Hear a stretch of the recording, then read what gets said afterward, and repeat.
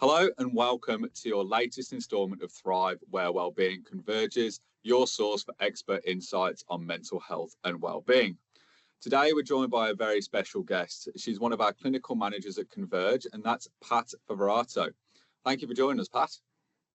Hi, Curtis. Thank you for having me. It's great to be here. Yeah, brilliant. So, Pat is a mental health social worker and clinical manager at Converge. She's a working mother of two wonderful boys and has been working in the helping or social services industry for close to 30 years now in areas including mental health, domestic violence, as well as children and family services. So, Pat, that's a little bit of a spiel about you. Can you sort of give any more insights to our audience about your history and sort of what got you into the mental health industry in the first place? It's been quite a journey. Social work is such a great profession in that you can actually try lots of different sectors and work. So I've worked in local government, I've worked as a TAFE teacher, I've Oh, wow. worked in Asian disability. So it's taken a while, but I think I finally landed in my happy place, you could say, in terms of supporting mental health, wellbeing, and recovery. So it's really great to be working with Converge at the moment, supporting so many wonderful people who come to us needing support. Yeah, brilliant, brilliant. So, this episode, we're going to really talk about women's health. It's Women's Health Week, and we're going to explore a lot of the issues and challenges that women face when it comes to mental health as well as physical health and things like that. So, first question for you, Pat. As we mark Women's Health Week, what misconceptions about women's mental health and well-being do you want to correct the most, and why? That's a really fantastic question, Curtis. And I think one of the biggest misconceptions is that for women, emotional distress is simply about hormones or that women often overreact. And I think that kind of sentiment is quite outdated and dismissive and Yeah, harmful in today's context. So that's something that I would want us to see challenging constantly. And realizing that women's mental health challenges often come about through a variety of different sources, whether that's biology or whether it's about their social roles, whether it's about stress and sometimes about women's traumatic history. So I think that's really important to call out. The other thing I'd say is that another misconception is that women are naturally more anxious or less resilient um, in community. And I think the truth is that a lot of women are actually under supported in terms of their juggling role that they have in terms of providing care at home and working, etc. And we really need to stop pathologizing women and their emotions and start contextualizing them. yeah, definitely. Because my partner, this it's not trying to sort of what do you call it, downplay or subvert, but the Barbie sort of movie spiel thing. She said it really resonated with her when and that sort of what sort of rang true a little bit from what you just said. Then that thing where like women can't be assertive, they have to be strong, but they can't be assertive because then they're bossy and that kind of thing. So those misconceptions can be really, really damaging and they're very archaic as well. Yeah. Absolutely. So yeah. Yeah. So when women are sort of powering through, I guess, what early warning signs of anxiety, depression, or burnout tend to get overlooked, and when Yeah. is it time to seek help? Thank you. Firstly, I just want to acknowledge that for a lot of women, they often mask, their well-being and health issues, so they can maintain their responsibilities and keep powering through. So, just because someone appears to be fine, doesn't mean that they are. And I think that's a really important point Mm, to make during Women's Health Week. That it is important to check in and ask women how they're going, particularly when we know that they're carrying caring roles, multiple roles, and yeah. trying to juggle it all. So some of the things that get overlooked or dismissed, some of the quieter signs like persistent fatigue, feeling numb or lacking motivation, lots of physical ailments like headaches or body pains, irritability is often a big kind of red flag as well. Obviously, negative negative self-talk or withdrawing socially, not wanting to go out, and generally feeling disconnected and lacking of joy or purpose in life can be often, some red flags to look out for. then there's things like, sleep disruption and difficulty making decisions, and also overscheduling. Being too busy that you can't get to the things that actually are good for your well-being, and those are also a bit of a warning sign for a lot of women. Yeah. Yeah, definitely. Yeah, and I think from what you just said as well is like checking in and asking, like, because simultaneously with Women's Health Week is also Are You OK Day. So, we shouldn't be asking everyone if they're okay, but I think quite importantly, we should also be asking the women in our life if, it's your mum, your auntie, your carer, your sister, your partner, your daughter, making sure that, everyone is okay, and being able to get that support if they're not feeling okay, I think is really, really key. But like you said, women, they have lots of responsibilities and things like that. When we look at statistically, caring roles and things like that are disproportionately women, and they have to go. Many women go through things like childbirth, fertility and IVF, pregnancy, postpartum, pregnancy loss, and all of those sorts of things can have really significant impacts on mental health. So, for women and even parents in general who are struggling or anxious, what support should they access, do you think? And that can be quite broad ranging as well. It doesn't have to be down that pregnancy route. It can be also people who might be in a caring role, or women who have very, a lot of responsibilities at home or at work. Yeah, just like what sort of support should they access? Thank you. That's a really important point to make, because we know that a lot of women struggle with fertility and pregnancy and postpartum, and obviously sometimes sadly there's pregnancy loss. So Yeah, it's a deeply emotional and a unique experience for women, which is often kind of minimized or overlooked, and yeah, sometimes even stigmatized or shamed. So it's really important that women feel supported to access the support that they need during those transitions. So things like perinatal mental health specialist support services, peer support groups, and other services that are more specialised, like Panda or Cope, for example, which are really fantastic. So we really need to normalise women getting support early yeah, during those times, and not waiting until there's a crisis point. And we know that early intervention is key. So, yeah. recovery is possible with the right help and support for women. So that's really Yeah. important to say. Yeah, definitely. And I think that's the latter of your point just then. It can go for anything and everything, can't it? Anyone feeling any form of mental illness or any sort of hurdles or challenges that they're facing is early intervention is key, and seeking that support, whether it be from a psychologist, a GP, or EAP like Converge, is speaking and talking about it to try and overcome those issues is, yeah, 100% definitely. But what practical steps do you think that women can take? And it could be something like managing sleep, nausea, pacing and boundaries, partner workplace support, those sorts of things. What sort of practical steps would most improve mental well-being, and how can women build a simple pregnancy well-being plan or just an overall self-care strategy to, that they can adopt to, really bolster their well-being? Yeah, really great question, Curtis. I think it doesn't need to be too complicated. Things like you've mentioned, sleep hygiene and managing some gentle movement when they can, um, ensuring that people can access their available supports available to them. So whether that's family, friends, or different groups that are available locally, setting some boundaries and around workload or caring responsibilities, and managing stress. I think, especially in this day and age at the moment, I think for a Definitely. lot of women, there's constant distraction and bids for attention to be able to respond to multiple things. So being able to set those boundaries can be really helpful as well for a lot of women. And Yeah. things like journaling even can be helpful, and you can Mm, even get those pregnancy journals at the moment where you can actually start to write down that's very how you're cool. feeling and what your goals are, and how you're feeling today. So things like journaling and other mindfulness kind of practices is important, and seeking support. So being able to speak to your partner if you have one, and also speaking to workplaces about how you're going and what's needed and what's going to help you to support you in your work whilst you're going through and planning through your pregnancy is important. Yeah.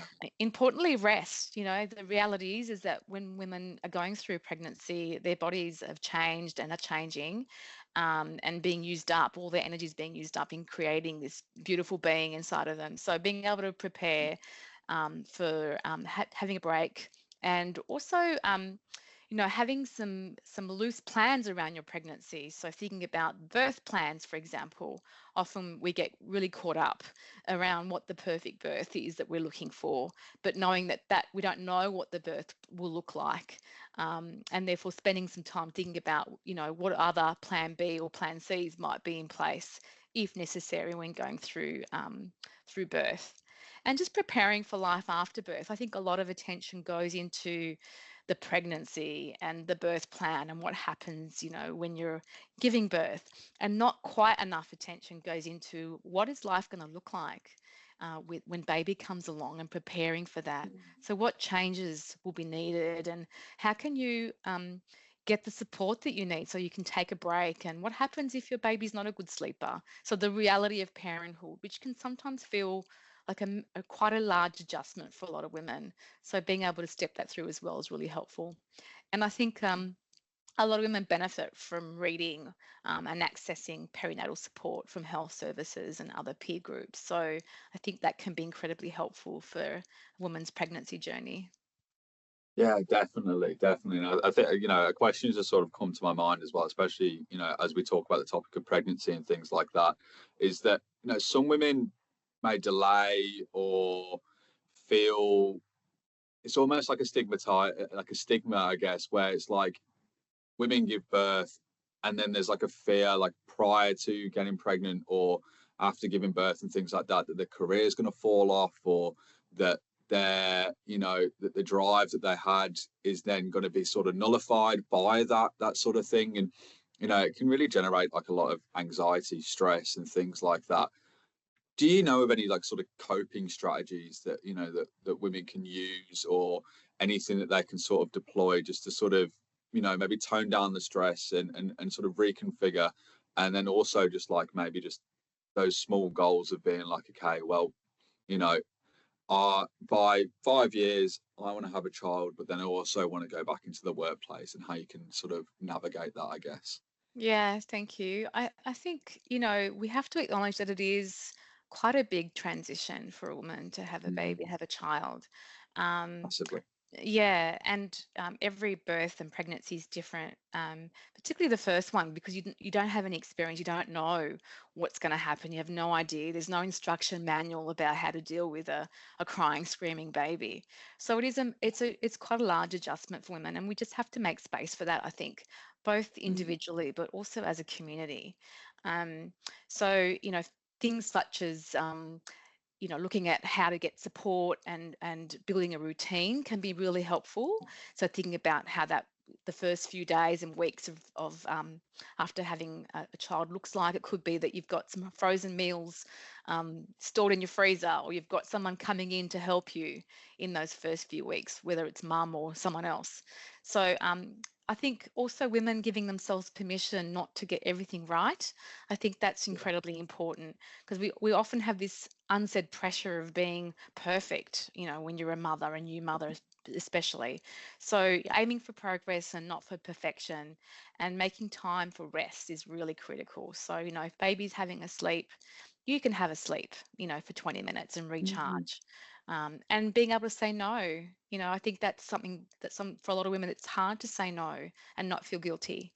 So being able to Definitely. say no, and setting out time for pause and rest, and giving permission, and acknowledging you're not going to be able to do all the things that you used to do before baby came along.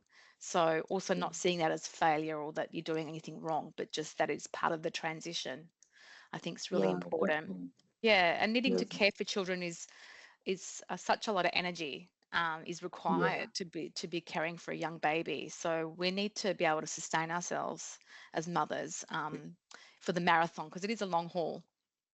definitely. Yeah. Yeah, it can 18, 20, 25 for some people, maybe even 30 years of of caring. And I suppose that caring role never goes away. You know, you're always going to love your children no matter how old they are. You know, I'm 28 and I still have a close bond with my mum, and you know, that caring role is never gone, it's never dissipated. So you know, I suppose I'd like to take a second just to sort of just say thank you to all, you know, all the women that, you know, that do influence people's lives and do make such a change and inspire so much. You know, it's an incredible thing that a lot of women do, to be able to, you know, help us all flourish. And yeah, it's so important to make sure that, you know, people feel gratitude, and that, you know, and that the women in our lives feel, you know, that you're grateful for the support that you're providing. So yeah, that was just a second for me to say thank you so much to all the mums, all the aunties, all the carers, you know, bosses, colleagues, friends. Yeah, it's so important to make sure. But lovely. I'd like to sort of jump into sort of like the workplace, I guess. So with that, Pat, I guess just sort of carrying over that sort of pregnancy side of things for women. I guess sort of what makes the return from parental leave psychologically safe and sustainable? So could it be a gradual return? How do women navigate their breastfeeding / pumping support, or workload pacing, partner load sharing? You know, I've noticed a lot of, like, over the past few years of my career, a lot more men are sort of doing they're doing a half and half with their partner kind of thing. So you know, the female partner might take the first 6 months, and then the male partner might take the remaining 6 months, that kind of thing. So sharing out the workload of childbirth. But obviously not everyone can do that. So what should managers do differently to make it work, and make it more of a psychologically and psychosocially safe workplace for women? Yeah, it's a really good question. I think allowing women, a safe return means providing choice and also pacing. So Yeah. not everyone wants a slow ramp up, but a lot of women do need it. So, you know, making sure that as a manager or workplaces offer flexibility in terms of return, there may be a transition plan to return. So maybe it's shorter days, a few days a week, but doing that in a way that's collaborative and respectful of the woman, of the employee, is really important. And providing support for things like breastfeeding or pumping, or, you know, working from home initially, things like that. And I suppose also I would say, uh, rather than assuming, asking the question, because every woman is different. And so, you know, there were some women who will be able to manage coming back full time, others may need some part time work or job sharing. And also, importantly, keeping in touch when people are on parental leave is really important, so that they feel Yeah. connected and part of the organisation and still valued whilst they're off on parental leave. Um, Yeah. so they're the sorts of things. And I think also policies, like the workplace having policies and procedures which actually demonstrably support women in their caring roles. So things like policies around flexible workplace practices, for example, Yep. and recognition for flexibility and enabling that for women, so they can juggle their parental roles alongside their careers. So it's not one or the other. They can actually have both happening at the same time. So just a few Yeah. different suggestions that I think can help make women's return to work a lot easier. Yeah, definitely, definitely. Because I suppose it's one of those things. It's like, obviously, you know, it's a full job. It's a full-time job in itself, caring for a child, and then having to top workload on top of that. Like, you know, whether you come back from an injury or anything like that, it can be you can so quickly burn yourself out, and you might think, I want to jump straight into it. Let's go hard, and you know, and take on any project and say yes to everything, and then burnout will quickly hit. So yeah, making sure that, you know, that women specifically are taking time to speak to their managers, and the workplace actually proactively offering support from the get go, even before, you know, they might go on parental leave or something like that. So yeah, definitely. But I suppose if we look at things sort of, you know, women's health more holistically, I guess, so women's mental well-being more holistically, sort of the workplace, home life, loads of different you know, elements. There's boundaries that can get blurred, or there's you know, trying to take on too much, or you know, people being overbearing, or you know, like you said before, difficulty saying no. What practical strategies can improve boundaries, sleep, and stress recovery from women juggling, you know, heavy care loads? Yeah, I think you've hit it on the head, Curtis, when you've said boundaries. I Yeah. think it's critical to be able to give yourself permission to not check the emails and be able to stop work so that you can be present and available for your caring responsibilities is really important. And it's also okay to for women to take a back step or a sideways step for a while in terms of their career whilst their children are young. You know, I know a lot of women who do that, who make a conscious decision to not necessarily give up their careers, but perhaps Mm, slow down and give themselves yeah. time to be actually enjoy their parenting, because you know kids grow up so Mm, quickly. You blink and yeah. they've grown. So being able to Definitely. take that time out without feeling bad or guilty or pressure actually to have to climb the corporate ladder. That you know a lot of women feel kind of torn between being available for their young children, but also wanting to do well in their careers. And you know Yeah. we lovely to have it all, and we can have it all, but perhaps not all at the same time. So you know just Yeah. being able to be um, considered and feel okay with making those decisions when it's needed in terms of career. That's really important. And reaching out for help, you know, reaching out for someone to come over and look after the children for an afternoon, or getting a sitter in, getting someone to come and pay for them to come while you have a night out or some time out, Yeah. and organizing the weekend to go away with friends or Yeah. with your partner is also really important. So I think for a lot of women, particularly women with younger children, there's a lot of guilt that's involved as far as, you know, you never quite get it right at work, you never quite get it right at home. And I think that guilt is just ever present. It's just about doing what you can to cope as best you can, and giving yourself permission to step away from time to time so that you can keep going with your caring role. Definitely. It's really important. Yeah.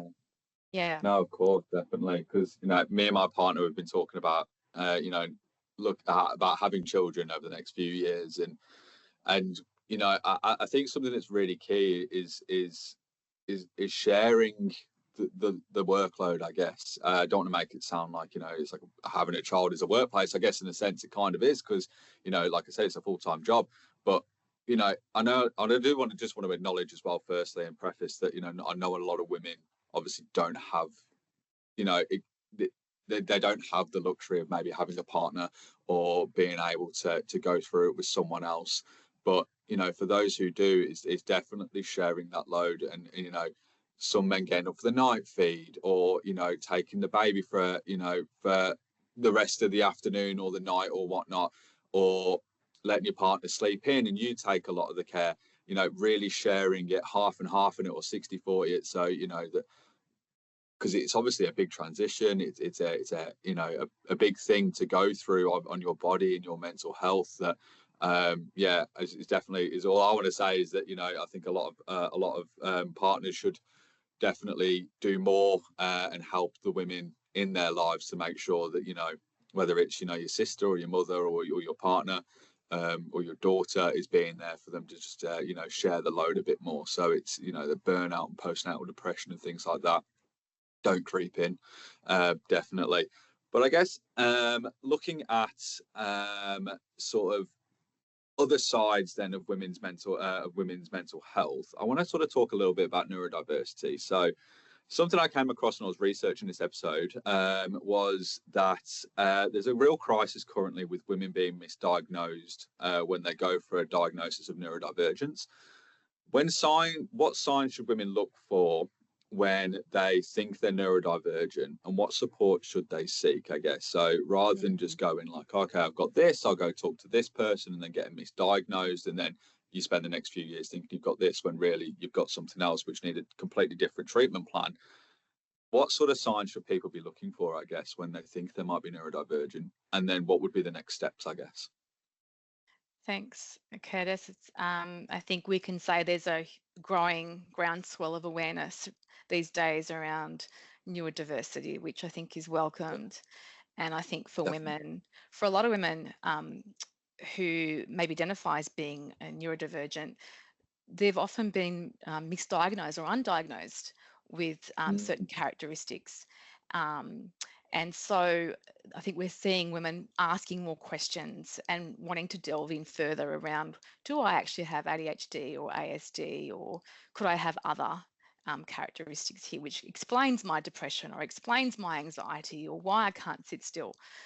So I think they're important questions that women are asking themselves these days. So some of the signs that people talk about and often present to Converge with are things like depression, anxiety, overwhelm, racing thoughts, overworking, so working, taking on lots of work or working long hours, perfectionism, attention difficulties and concentration, and we also see a lot of burnout as well, and difficulty with managing transitions and sensory sensitivity, and for some women, emotional dysregulation or a deep need for alone time. So it's very unique and very different, and there is a wide spectrum of, I suppose, different signs that could point to neurodivergence. It's not a one size fits all. So I'm really pleased that Converge has recently launched its new Yes, we have. specialised neurodiversity support service. So that's a fantastic service that people can link into who may have those characteristics in order to access information and support. So it can be really helpful for women to tap into support services and also to read and learn from other women's experiences. I think people are feeling a bit safer these days to be able to talk about it more openly. There's lots of online spaces, for example, and peer communities for validation and information and support. So I think that's really important for people to tap into those spaces.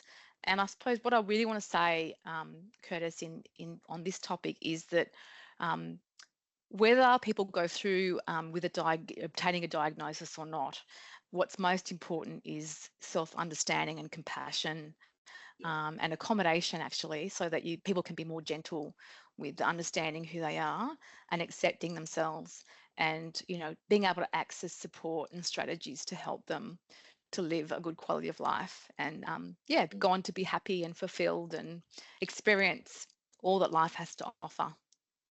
yeah, definitely, definitely. I thought it was just important to really cover that part of the topic, I guess, of the conversation. Sorry, so yeah, acknowledge that and acknowledge that it is a growing crisis, and it's a lot of people, when regardless of what gender you are, if you think you're neurodivergent, it can be very apprehensive. So and with statistically showing that there's a disproportionate amount of people being of women specifically being misdiagnosed. It's really important to seek the right support and the right information, definitely.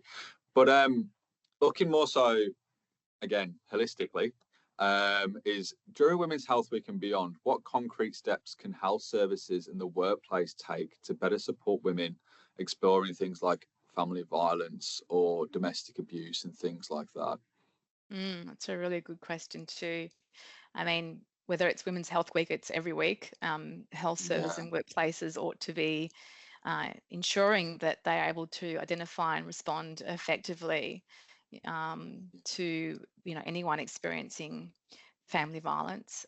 It is an ongoing issue in our society, in our it is. community, and it's certainly not going away. So, what that means, I think, is for workplaces to ensure that people are trained to recognise and respond to family violence, and encouraging people to be able to have conversations and disclose safely what's actually happening for them at home, and having access to referral information and recognizing all sorts of types of abuse. It's not just the physical, they're the most evident. There's many different types of abuse that happens in families and in personal or intimate relationships. So, workplaces can offer referral to services. I mean, we at Converge obviously offers support through our EAP services.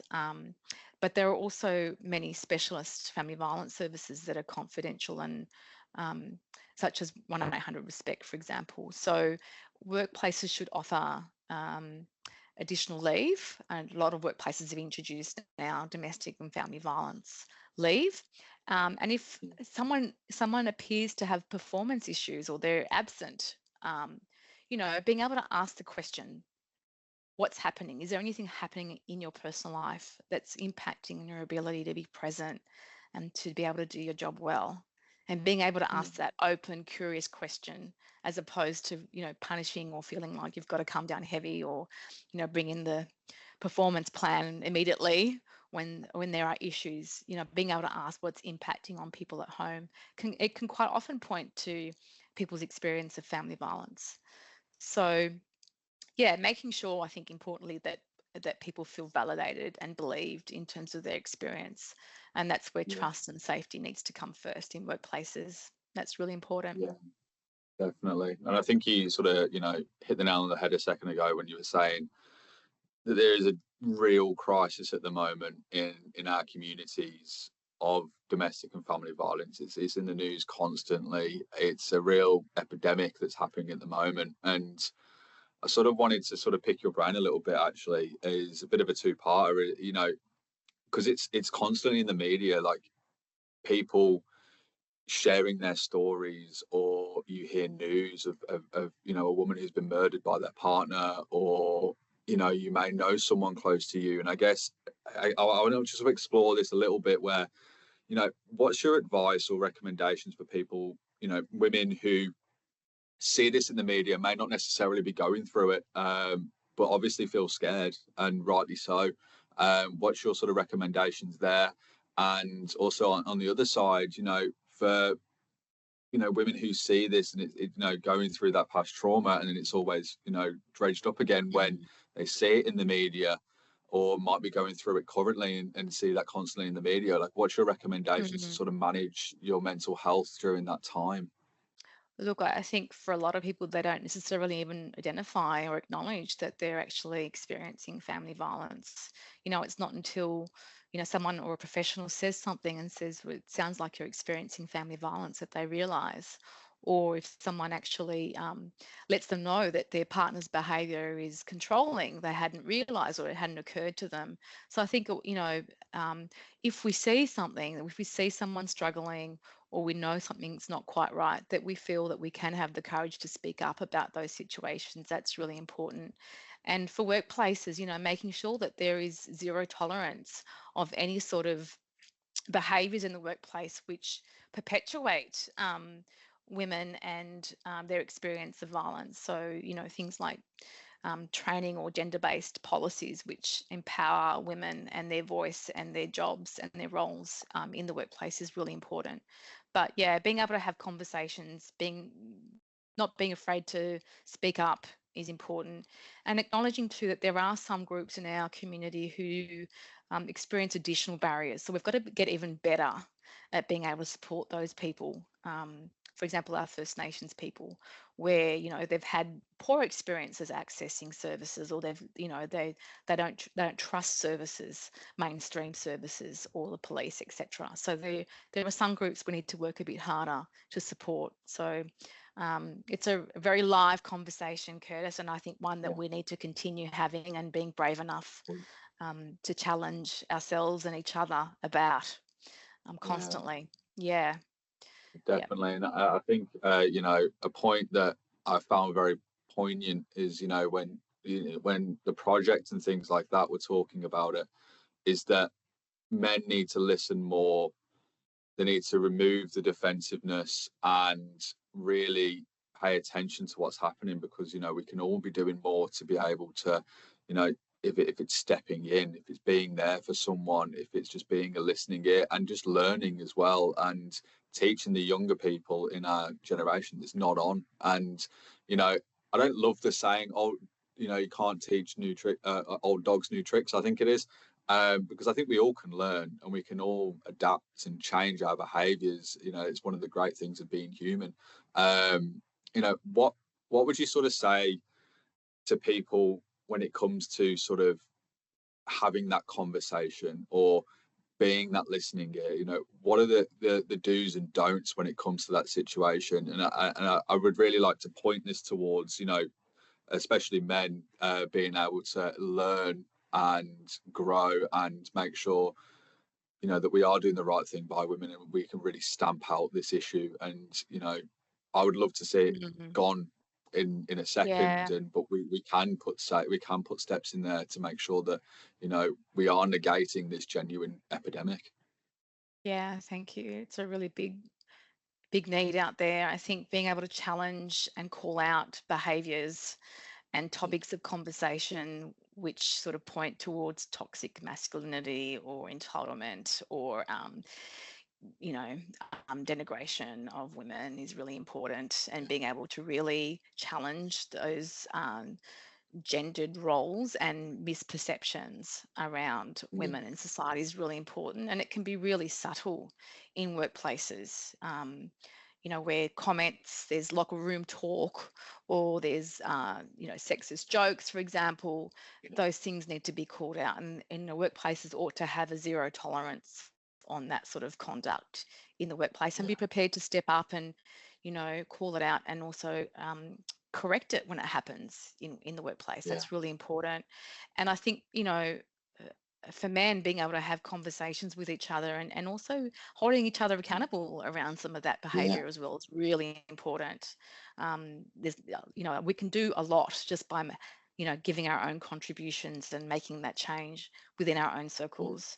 But I would say to anyone who happens to be a listening ear for a woman or anyone experiencing family violence, it really is just about, you know, holding space and making that person feel safe and seen and believed, actually, is really important.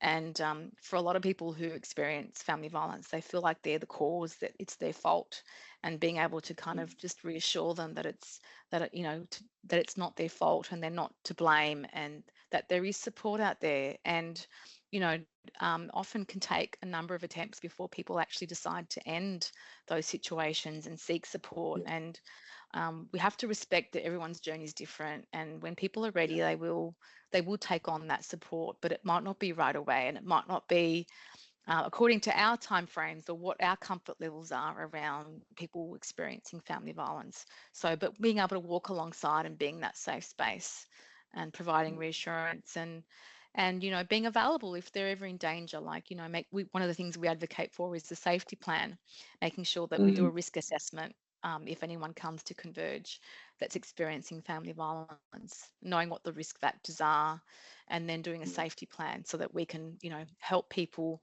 to get the support if and when they need it, if they're in danger at any point in time. So yeah, that's really important as well. Yeah, yeah, it's just some of my yeah, thoughts. definitely. No, of course. And I think it's one of those ones as well where it's just like, depart with the shame and the judgment. You know, when you have these conversations, you always hear those stigmas and things like that, where it's like, oh, you know, they could have left sooner, or they could have left earlier, or why didn't you leave earlier, and stuff like that. Is just there's no space for it. There's no room for it.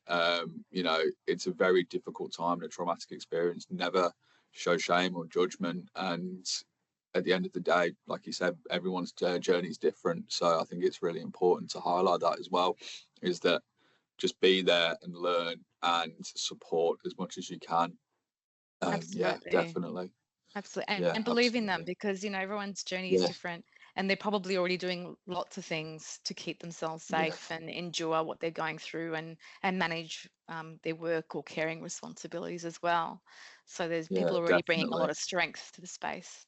Yeah. Yeah, 100%. Because, you know, you see it in the media so often, is like, you know, sexual assault, domestic violence, you know, harassment, all these sorts of things. Is that just if we took steps to be better and recognize and acknowledge and do better, then we can really make a different and a positive impact in every woman's life, and really try and stamp out these significant issues. And you know, I don't want to subvert the issues that obviously are going on, um, but I just really hope that, you know, that, you know, from this episode, that like a lot of men can take, that they just need to learn, and they need to, you know, have those conversations and be a listening ear without any shame, without any judgment, And yeah, I just think that's super important. Definitely. Yeah, absolutely. That's a great call out. Yeah, definitely. Cool. So another part of this month, and also I think falls quite, quite neatly into Women's Health Week, is I think it's Menopause Awareness Month. Apologies if I've got it wrong. I think it might be in October, but I'm pretty sure it's in September. Is Menopause Awareness Month. So I'd like to sort of round off the conversation just with a few questions about menopause. So um, what is the early signs of perimenopause that are most commonly missed, and when is it appropriate to see a GP? Yeah, it's a good question as well. I think, you know, the early signs can be missed. I think anyone sort of approaching midlife who's a woman can look for things like obviously hot flushes or a giveaway, but other things, including some mood changes or disturbances, increased anxiety, brain fog, trouble sleeping, and obviously a pretty clear sign is irregular sort of menstrual periods.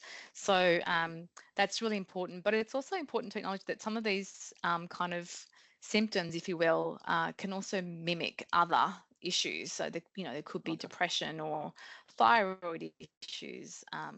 So being able to be open-minded about what's actually going on if you're experiencing sort of these sort of symptoms, particularly if it's a cluster. um, so Mm. always a good idea to be connected to a good GP, and Yeah. ideally one who is trained or specializes in menopausal care can be really helpful. And not dismissing those symptoms, because I think for a lot of women, as I've mentioned earlier, we often just endure and persevere because there's no time to stop. We've got to keep caring and keep working and keep things moving. But being able to, give yourself the attention and the care that you need to be able to investigate and find out what's going on, and if there could be something that can be actually be helpful and make you feel a lot better. Yeah. Yeah, definitely, definitely. So correct me if I'm wrong, and I hope I don't sound, you know, wrong in saying this, but is it true that perimenopause can and the symptoms associated can be quite challenging compared to postmenopause or during menopause? Is that correct, or is it just sort of Yeah, dependent? it is quite variable. I mean, there are some women Yeah. who reach menopause and experience no to little symptoms, and there are some Mm. that experience the whole shebang Yeah. when it comes to all those symptoms. So it does vary. Um, yeah, so it's not one size fits all, unfortunately, in terms of what women's experience is. But there is help out there, and I think Yeah. hopefully greater awareness and acceptance for women being able to have those conversations, even amongst themselves, around, I've Yeah. noticed that I'm waking up feeling this dread, and it's happened for the last few months. Mm. And I've also noticed that I'm not getting my periods. What's going on? Like being able to have those conversations, either with each other or with a trusted professional. So I think people are being more aware. And I think also, not feeling the shame that can come from Yeah. the idea of menopause. Like it's a natural part of a woman's life cycle. It's not something to Mm. feel ashamed about. It's just natural progression as we age. So being able to challenge some of that shame and stigma, and having more conversations, I think, is really beneficial for women who are going through it. Yeah. Absolutely. Yeah, definitely. And who is most likely to benefit from things like menopausal hormone therapy? And who should avoid it? And how do you frame the latest evidence on risks and benefits? Yeah, there's a lot of conversation and conjecture, I think, on Mm. the health risks and benefits of HRT, and I Yeah. think it's something that women should do their own homework and research on. So being able to read articles and talk to other women and speak to the medical practitioners can be helpful in assisting them to make a decision. And it is a unique decision, and people need to respect people's decision around whether they Mm. decide to take up something like HRT or they don't. But Yeah. it can be extremely helpful, particularly for women with sort of more moderate to severe symptoms. Yeah. So it can really help with the things that we've mentioned earlier around mood and sleep and hot flashes and hormonal changes to the body. And HRT is really helpful in terms of protecting women's bone density as they age, and also can help improve cognition and thinking. So there are some benefits there. And the risks are really kind of individualized. Some people need to do their homework and not get hopefully too scared to at least explore the Yeah. idea of it, I think, because it can be helpful. And apparently I've read, Curtis, that it's most effective when women start taking it under 60 or within 10 years of menopause. So if you're going to decide to take it, apparently the earlier the better is what I've read. Yeah. Got you. That makes sense. I guess this could be true for women who do decide to go for HRT or elect not to. But what are some sort of like simple strategies, I guess, or coping mechanisms that you can sort of implement day to day to really try and sort of minimize those symptoms? Yeah, it's a really good question. Look, I think lifestyle plays a huge factor in terms of well-being. So Mm. it probably goes without saying, but I'll state it anyway. But things like regular restorative exercise and strength training can be really fantastic as we age in terms of our muscle mass and our bone density, and maintaining a healthy diet, and things like reducing alcohol and meditation and mindfulness practice. So there are lots of other sort of alternative approaches to managing symptoms. And estrogen can also be safely taken by many in terms of topical estrogen, for example.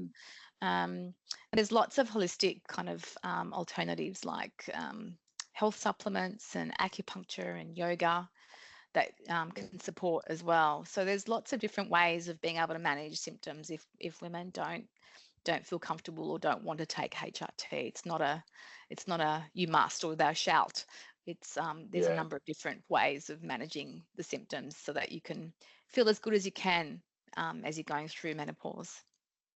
Yeah, definitely. And sort of, I guess my final question then is sort of just moving away a little bit from menopause, but just talking about women's well-being in general. I guess sort of, what would you sort of say to women who are struggling and they do want to sort of they don't know where to turn, sorry, and they're not sure how they can sort of enhance their well-being or do more to feel better, and they're just sort of in this perpetual cycle of just constantly feeling either depressed or anxious or just general low mood.